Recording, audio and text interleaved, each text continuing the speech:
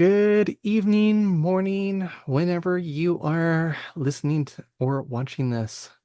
Tonight, we are the Energetic Brew, our monthly gathering here, where we are talking about cancer season, where we're going to talk about what's happening, the energies, the new moon, the full moon, also the main transit that we are highlighting for this cancer season. I am Zane McFarlane, a rising Virgo, Sun Pisces, Capricorn Moon, here to kind of give a practical lens of these transits. And tonight, I have Rochelle joining me tonight. Would you like to introduce yourself? Absolutely. First, I want to thank you for soloing our last season for Gemini, because sometimes that's just what happens in going into mutable energies. Things can shift and change, and people can really need us. As an energetic medicine woman, I show up when people need me, and that is something that's really important to me. As a rising Pisces, I'm here to merge and to create and to be the shaman that those when those are needing me to be. My moon is a Libra and my sun is Capricorn, with the conjunct Mars in the house of community. So I am just here to show up and take action with others and for others for the sake of community. I'm excited to be here tonight and to be talking about the season coming up to help you all prepare and to feel like you can settle in to that cardinal energy of Cancer. I'll give it back to you, Zane. Thank you. Wonderful addition there. We're, yeah, Cancer season. We'll jump right into what Cancer energy is about. It's the water cardinal sign in the zodiac. And so it's that starting of summer here for us in BC. And Cancer has brings in this emotional intelligence to it. But then it's also the home life. Where wherein the collective chart it sits in the house of the home, the fourth house. And when the sun moves into Cancer, it brings us back to our roots, our beginnings, and how we can nurture those. How can we nurture our home life? How can we nurture our family, those that are close to us?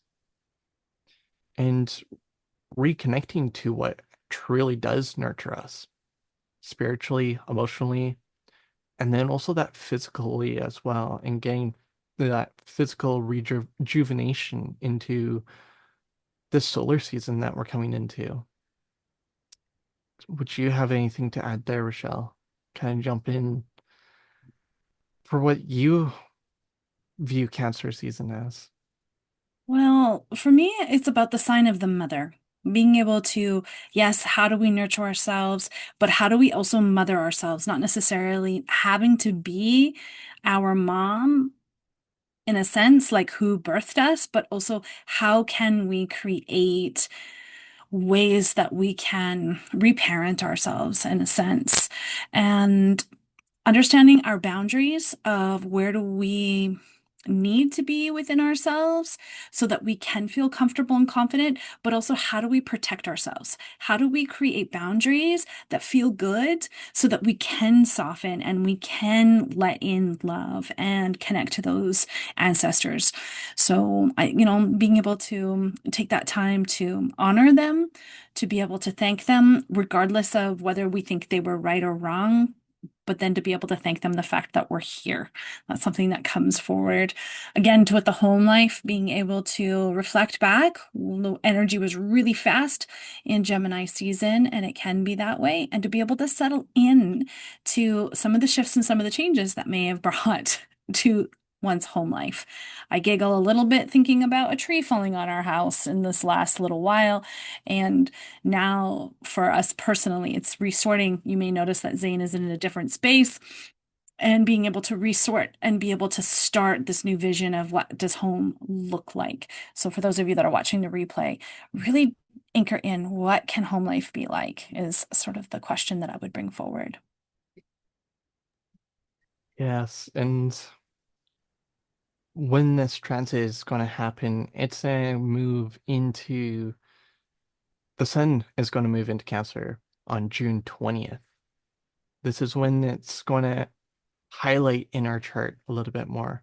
We might be starting to feel this energy, as Rochelle was saying, but there's that real stepping into it come June 20th, where it'll be that sense of, yeah, really highlighting, as that's what the sun is. It's highlights, it brings light, life, and vitality to where it goes in the chart.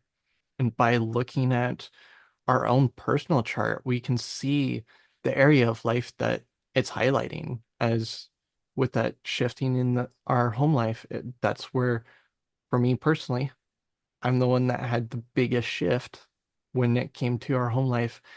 And that's where the sun is highlighting in Gemini season is my personal home life. And so there's that neat little interaction kind of tidbit for you to see how this can interact and highlight of how to utilize this astrology knowledge of when the sun moves, those pieces are going to move, shift, and you'll experience them in your own unique way, as we don't have that sense of everyone's individual, in that sense of we each have our own unique astrology chart. We do. And, part of that is being able to, I guess, as part, as like a reminder of giving ourselves the ability to understand that there's always a mirror image and always a reflection happening. There's always this like two sides of the coin. So yesterday, as we're doing this recording and gathering, the Sagittarius full moon just happened. And so sometimes I question if we can feel the energy before the energy is actually coming into play. As the more that we do these calls and learn and read charts for other people, I'm starting to see this whole part of, yeah, the tree where it fell was definitely affected you the most. And then being the matriarch in the house, it's like, oh my goodness, how are we going to move forward? What is it that we need to do? How do we pivot? And how do I create comfort? Knowing where he is in his life. And during this Cancer season, as the sun brings light, life, and vitality, being able to, it's ruled by an eight energy because of the day energy. And then I really want to look at is I believe that there's going to be more momentum coming for all of us in Cancer season, being able to really anchor into some humanitarian perspectives. Also, with some of the other transits that have been happening in collection, there's this real energetic brew that's coming forward of like, how do we care for other people, but how do we do it in a way that creates momentum that lasts and helps to create the strength to be able to be vulnerable and to be okay with being vulnerable, but then to bring some emotional authority forward and maturity forward that helps others to sort of feel that sense of balance in between that softness and also the sense of protection. I just want to add that. I'll hand it back to you. Nice. Yeah, I'm not sure where else to kind of go with that point besides going into the new moon. And then we'll do a quick check-in with those that are live after we've covered a little bit of the new moon here. As the new moon is that manifestation, that starting a new cycle, that planting those mental seeds, the seeds of our desires, and setting those goals. And with it moving into Cancer, it's that sense of what new beginnings are you going to have when it comes to your home life, your self-care, emotional clarity, and topics related around family, your kind of inner security, your self-protection, and or a healing practice that you could maybe start, and like starting that idea when it comes to this new moon that's happening on June 25th. What are your kind of thoughts of this new moon in Cancer happening that's coming up? Well, again, this is where the moon is at home. So this is going to be a really potent new moon that's happening. Given that it's all happening on a 4 energy day, I really truly believe it's time for foundations. What, as a collective, do we need to think about? First, think about ourselves, because again, if we're not putting our oxygen on first, how can we help others? There, there's because of some of the other transits that have been happening and that are coming in, the blend of all of it, as we call it, the energetic brew, is really going to be about shifting in ways that we didn't expect that we needed to. Being able to ask for the support that we need when it comes to being able to rise above the trauma, rise above some of the things that have happened, not only just in our personal lives, but also collectively, and to start to look at,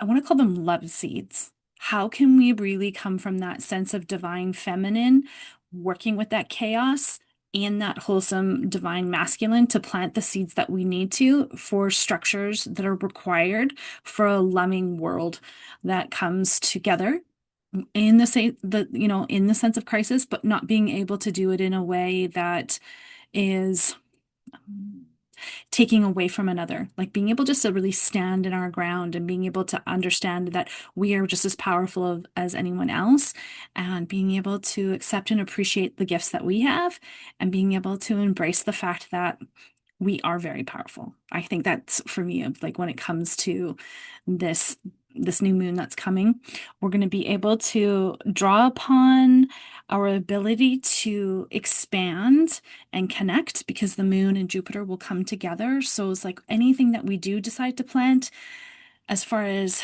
manifestations or creations that we're calling in, they're going to be able to be expanded very quickly. So this kind of excites me in a sense, probably because Jupiter rules my chart. So I'm having this real connection with Jupiter. So there's this a part of us that needs to take some time and to connect with how do we want to expand and how do we want to explore. Yeah. Should we take a little pause here, check in with those that are live, and then we'll move on to our next little segment for this recording? Yeah, that sounds good. And for those that are watching the recording, pop in a question, let us know, check in with us as well, and we'll be right back. Um, Oh, it is so beautiful to see cameras come on and to have that community time. It's almost like we're actually together in person. Thank you for the sacred technology to give us that opportunity. We got to see face paints, we got to see puppy dogs, and to really hear from those that are here live. And a beautiful quote came up, and it made me really reflect on what Cancer season is going to look like and can create possibilities for us.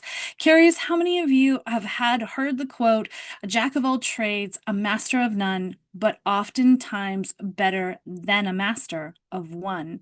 This was a quote by Shakespeare. It really helps me to own that sense of what motherhood looks like because often when or caretaking, we can be doing all of the things and at the same time not mastering any of them, but just showing up the best that we can in each whatever it is that we're doing for caretaking.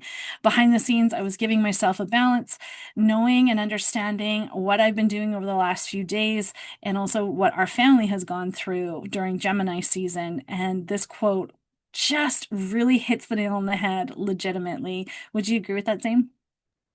yeah, yeah, it does, because there's that part of if you don't have some skills in a little bit of everything, you only have that one skill, it becomes a little bit difficult to navigate everything.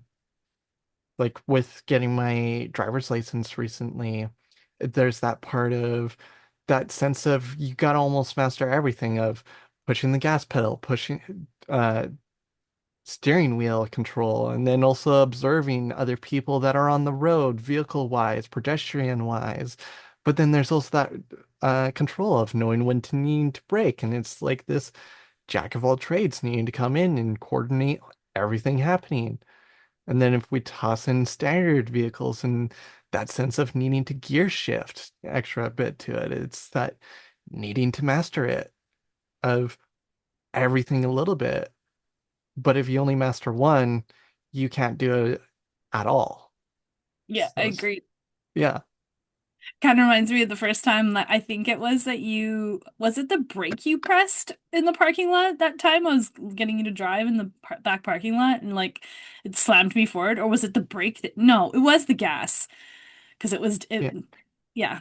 yeah. Again, I digress, but at the same time, it's so true because when we do, and why we bring these body tools for the transits, which we'll get to in a little bit, there are so many tools to help soothe your nervous system during the transits, but it's being able to understand your body and what actually feels good, and being able to understand that we have so many tools to offer to help you depending on what it is that you need. And so, again, that brings me back to that quote, like being able to not just be so stuck and rigid on one idea. Although when we are focusing, some brains work that way and need to just focus on one. And that's okay. So wherever you're at, we want to hear from you and connect with you and help you through this astrology tool and being able to bring you back to your body.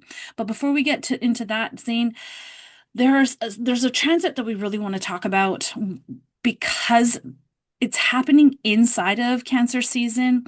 It's actually started already in a sense It's there. already started, but we also have the full moon still to cover here as well as that sense of release, but then also coming and blending together with the sign that opposes Cancer, which is Capricorn, the Earth cardinal sign, bringing in that sense of structure to this possibly uncontrollable emotional sense that we might have during Cancer season to kind of help bring in a certain structure to our emotional field.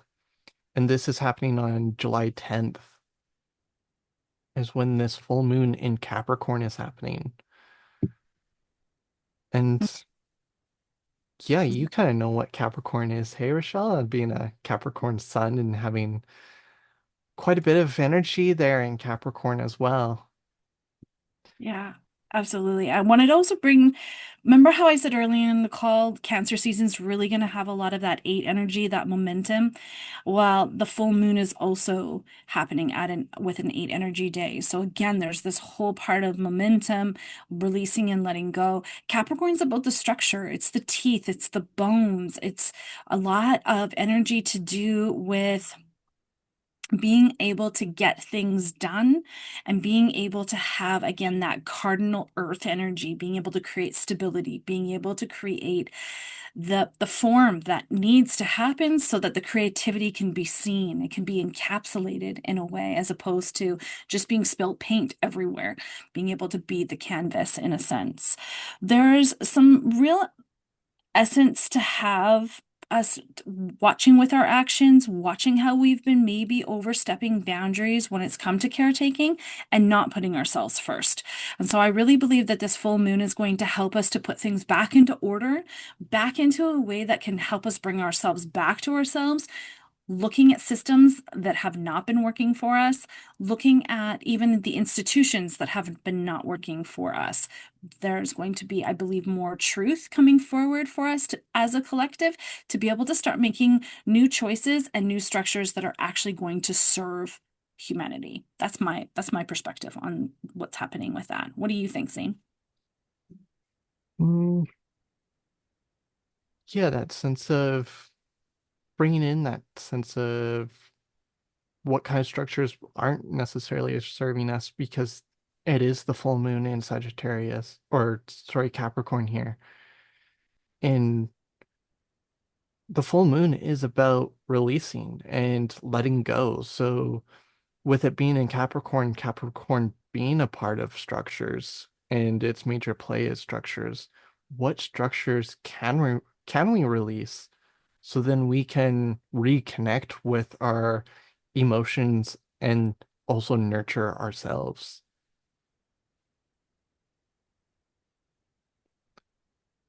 Yeah.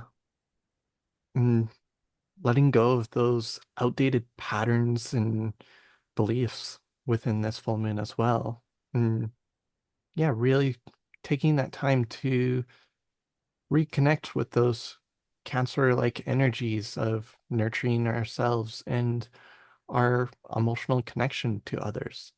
Hmm. And then I also think about the masculine energy too. The Cancer and Capricorn sitting across from each other. Cancer's ruled by the moon, but then Capricorn's ruled by Saturn. And so now I'm looking at how are we been regulating and holding ourselves back? What is the relationship that we have with the father or men in our life, depending on, have those relationships been serving? So I think there's also some letting go of maybe some relationships that are no longer serving, and then being able to welcome them back in when we move into again the new manifestation cycle with the moon. There's maybe some concern too about some masculine toxicity or toxic masculinity that's been happening. I really believe that with this full moon happening and the other alignments that are there, depending on where your chart is, maybe checking in with that and also giving yourself some permission to be able to say no. I think that this full moon is going to help to illuminate the ability to be able to say no so that you can say yes to more of yourself and being able to deepen into those connections of self-care and claiming what is for you. Yeah, that gets me excited. There is this real hint again. I think we're gonna slip over. Is that complete on the full moon before I move over Yep. to the other part? Yeah, Yep. We perfect. can move into our next part here. Yeah, excellent. And those of you that are here live with us, the chat is still open, so feel free to put any ideas or thoughts or questions as we move into this next transit and our body practice. Know that each time we come here and put some tidbits together, we're wanting to keep it nice and small so you can digest it and then come back for more. If there's questions, because there are so many cycles within the cycles, and you're wanting to know more, let us know because we are updating and putting more onto our podcast, which is on Spotify. Let us go into expansion, the planet of expansion. Shall we talk about Jupiter, Zane?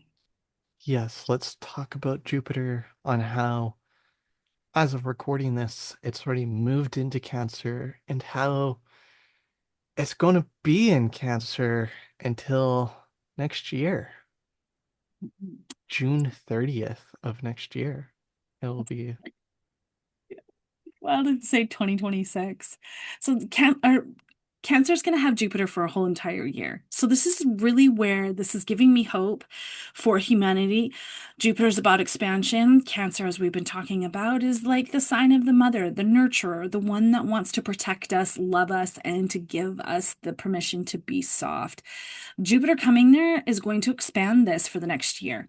How can we become more nurturing for ourselves, for others, and to be able to connect with the juiciness of life, I think, when it comes to connecting to home life, to being able to connect to what creates home within the body. Would you agree with that?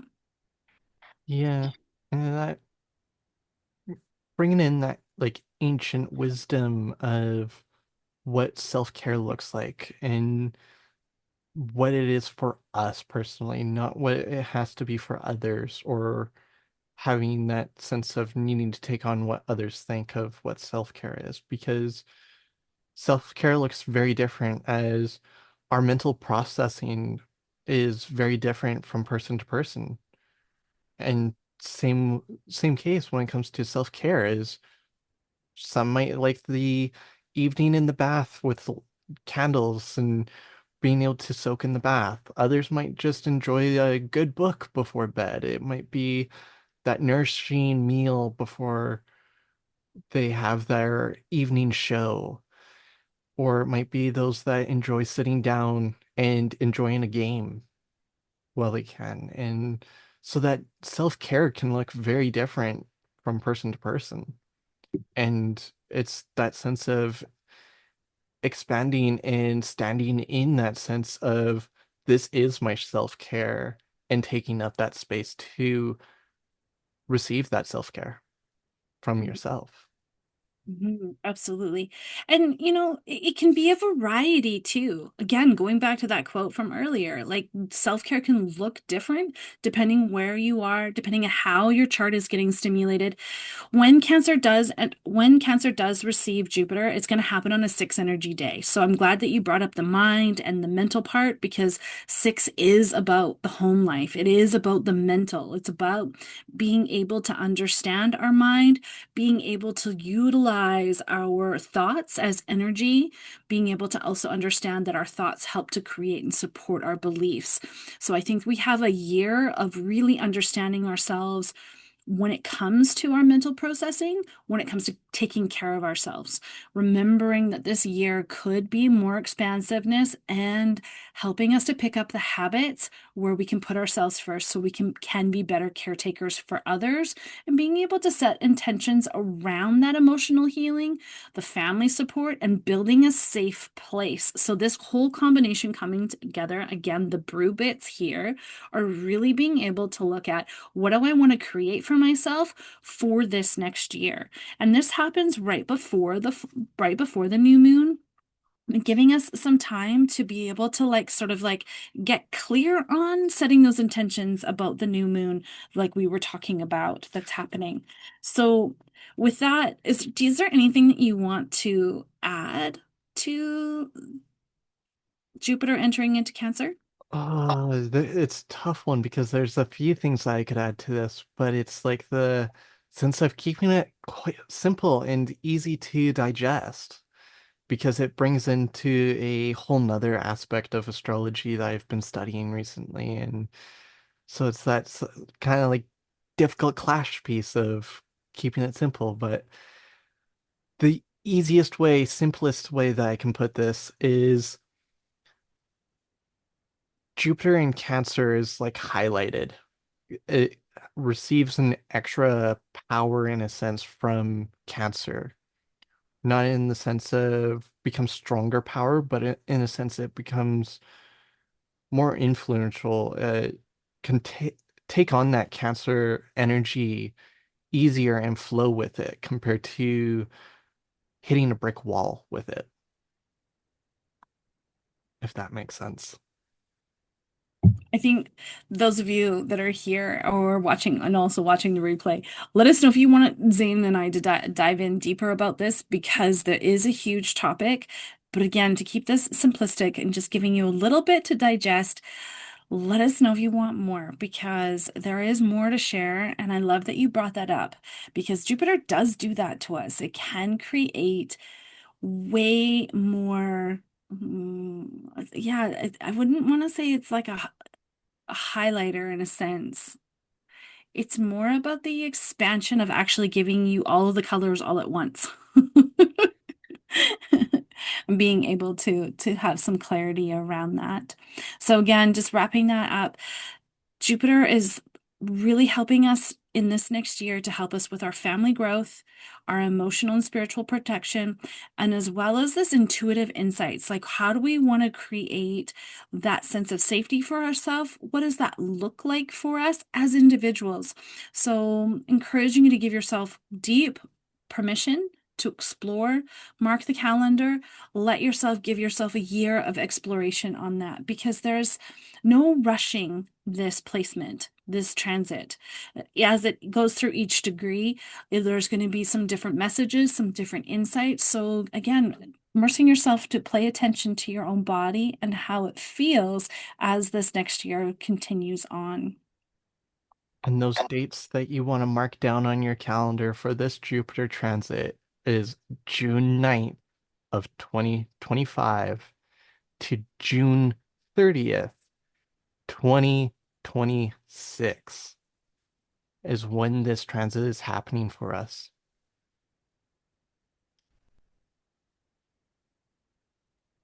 So to create some foundation and some connection for us for just this Cancer season, let's go over the stomach meridian. This is the body tool that Zane picked for Cancer season. And again, one of the things that really is fun is that as you live into your chart more, as Zane is doing and as I'm doing, as I'm learning to step back a little bit more and letting him step forward a little bit more. Again, playing into our charts as he's pulling this up, there's this real transit connection for him about stepping more and more into his career life and stepping up and shining more. And, you know, sometimes that can be hard for a parent. So for those of you that are parents and they're watching right now, there's this real ease that can happen when we understand our child's chart and understand our chart and how the transits are coming through. So we're encouraging you to continue showing up and to also to reach out for a reading.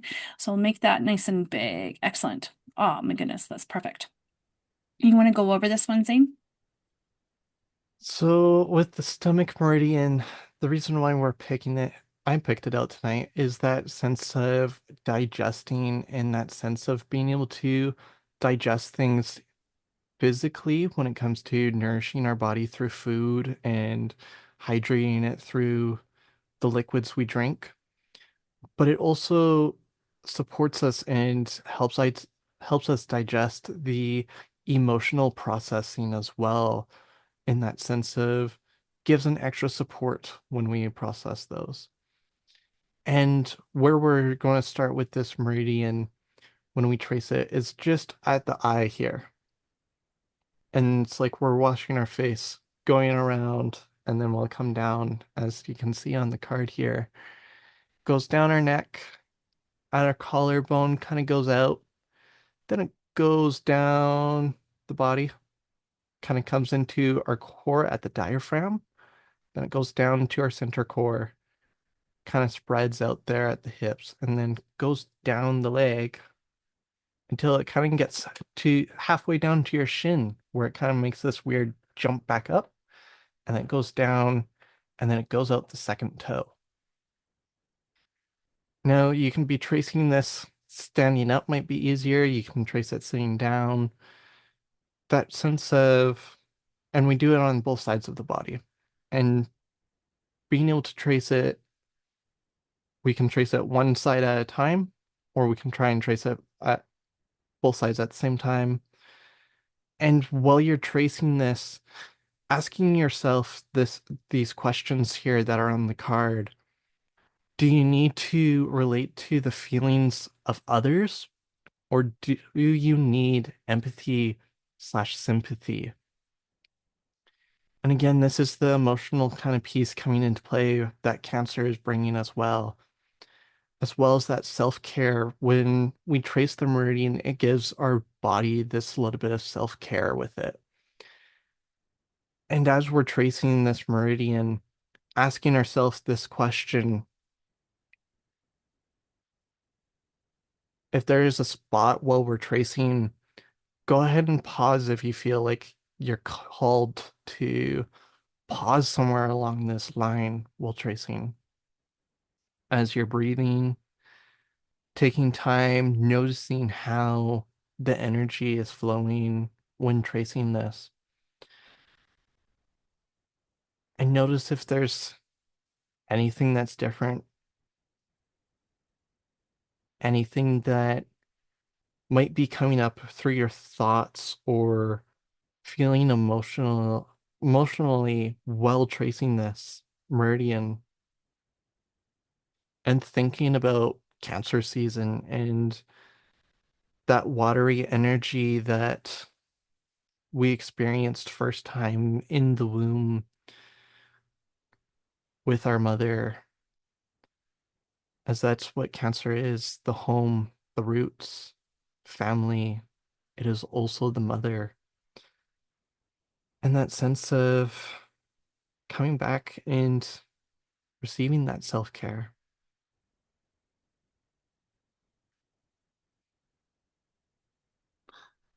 Go ahead and trace it a few more times here, and then we'll open up the space again